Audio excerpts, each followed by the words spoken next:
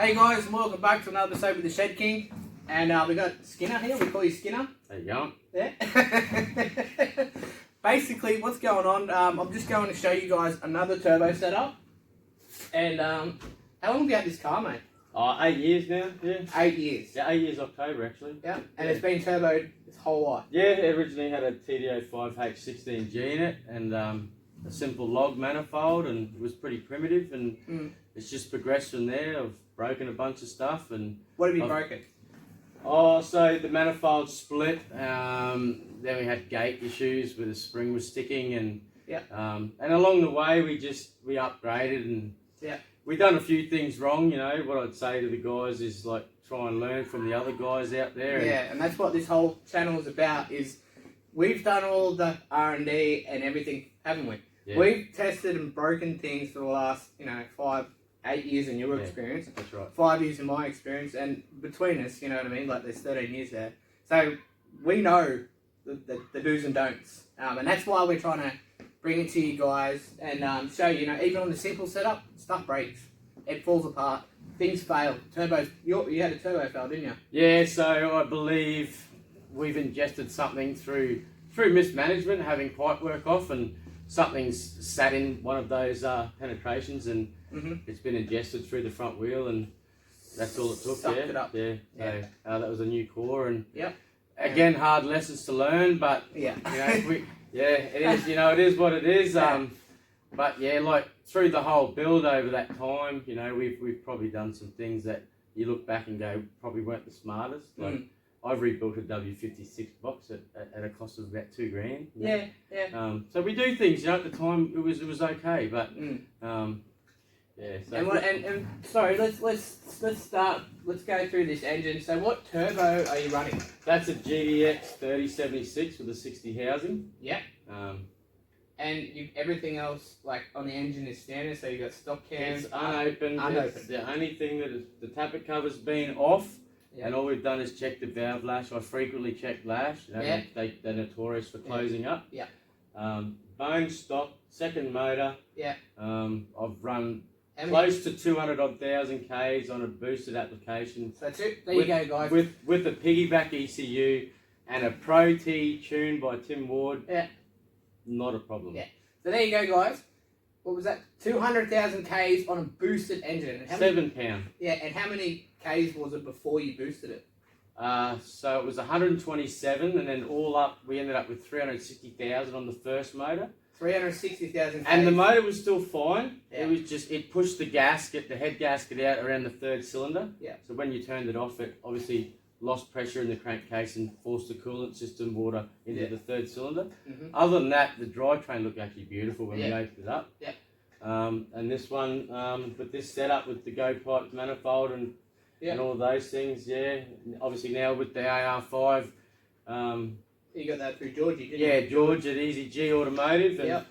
And there's been a bunch of stuff along the way, and people have, like Tim at Pro T, Dan at Go Pipes, Jeff at Yatla Headworks, yourself, have all helped tremendously. You can't pull something like this together without help, and it's been good. It is where it's going to be for a while. Yes, it's probably the investment is for me. It's there. It's still a good, cool car. It's a work truck. I can still put 500 kilos in the back. And it's got a direct ceramic heavy duty clutch. It handles 500 kilos. I frequently put 500 in there. No more. I'm here to say that's enough. It chews tyres. It's bumpy at times. It's got character. It's everything I like in a car. So you've had a lot of gearbox issues. You've tuned a lot of gearboxes. Oh, I've done a few things with gearboxes. I'm here to say, guys, AR5, just go down that road. This man can do you one. George can do you one. Please, I don't want to see no more 56s and 58s. Third gear's not going to last, It doesn't. And again, I made some errors in judgment and thought I knew better than the people that had come before me. And that's what I would say to the guys that are looking at doing this. Just do it. Everyone says to me, oh, but I'm only looking at doing this. But that point comes when it's not enough. It's never enough, yeah? So that's what I try and say to the guys is, do it first up, because you are going to do it. I know you're telling me that you're not, but the reality is it's never enough. Yeah, and he's only making 250 horsepower on 7 PSI. He's running stock injectors, stock fuel rail, stock fuel lines. Stock everything. It's got an FPR 1200. Yeah, FPR 1200. Turbo Smart Hypergate 45. Yep. And the turbo and all the go pipes, plumbing. Yep. Other than that, a Warbro, a 460. Yeah, so he's upgraded the fuel pump to get more pressure. Was that Tim's recommendation as the fuel pressure was dropping off on boost, or was it? No, I just put that in straight off the bat. That was one of the things you want to do, and people ask me that all the time.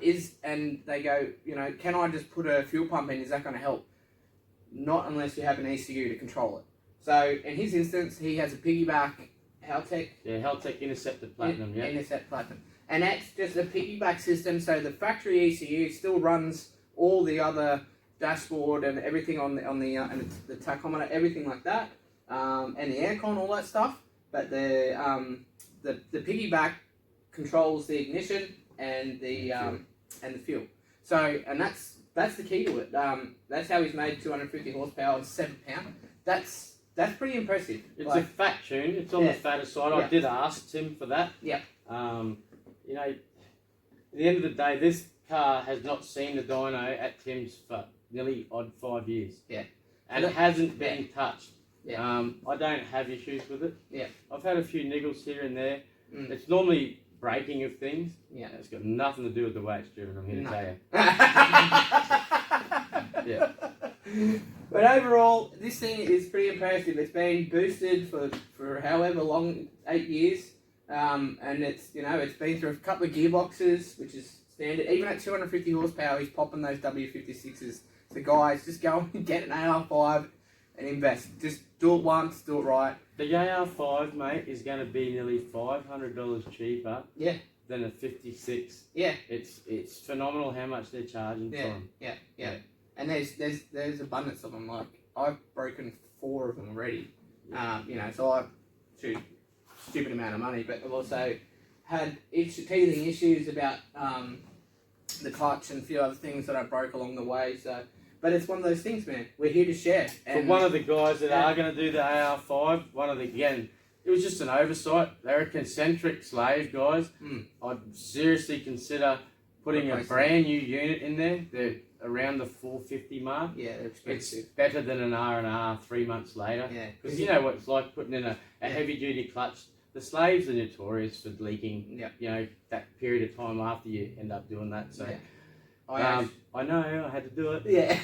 And the centrifugal slave he's talking about is inside everything. So you've got to take the gearbox out, you've got to pull the bell housing off, and it's a full hydraulic system, so everything's got to be bled again. Yeah, it's painful. Basically, sorry, the air compressor just turned on there.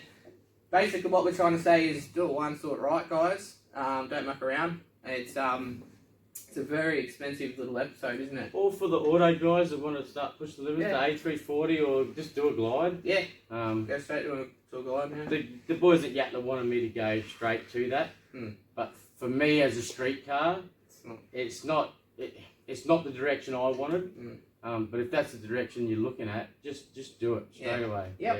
There's information out there about the A340. There's guys on the page that have done that. So hit them up.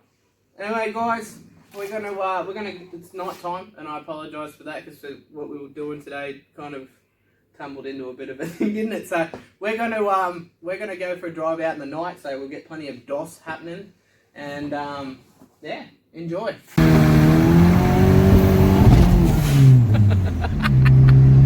Ooh, clutch kicks.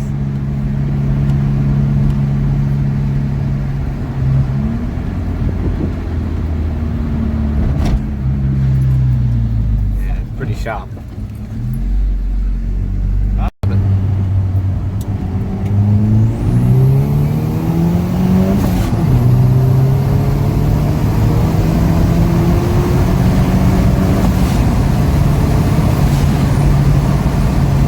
Tell you what, it's got some pull, eh? I think. I just pulled it up because of the road. Yeah. You know, Oh yeah, this is pretty bumpy. Yeah. Yeah, this is a 100k zone if anyone's asking or wondering. And we So it's a farm road. Anyway, don't be stressed about that. But it's amazing how these things pull. Just, you know, even on a 7 pound, it's low boost, it gets up and goes, eh? It's really good. It's full of torque, mate. Yeah. You know, for what they are. Yeah, 100%. And nearly equal ball stroke, you know. Yeah. Pretty big capacity four bangers. It's a big ball 4-cylinder, mate. That's what it is. The baby too, Jay. That'll ruffle some feathers. Hey, Christian.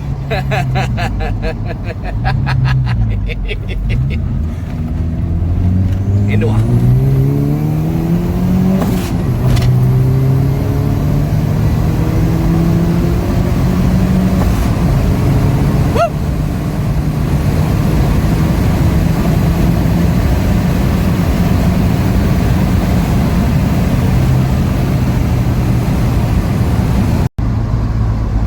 So Skinner just mentioned something pretty interesting. His fuel consumption on with the tune as it is, he's still getting 550 k's to a tank. I think that's really, really impressive, and that's with the aircon on and everything. That's 62 litres, man. That's 62 litres. Driving like a normal citizen. Yeah. On the upside of that, I can go 9 k's north of Brisbane City to Southport, and I'll need to fill up when I get to Southport. Yeah. That's between me and you. Just don't freak out, I wasn't speeding. Much.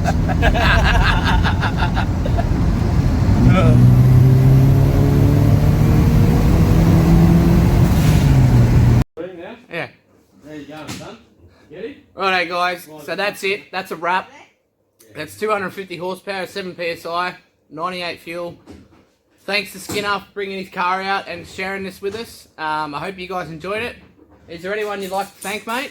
Just want to give a shout out to Jeff and Matty Ward, Yatla Headworks, Tim at Pro T Engines, Dan at Go Pipes, Denver and Christian at Golby's, Chris Tate, Good Times Racing, Sam and Peter Kiprios, Aussie Matthew Wilson, big shout out Shed King, Andrew Rankin, thanks a bunch, and of course my wife and children.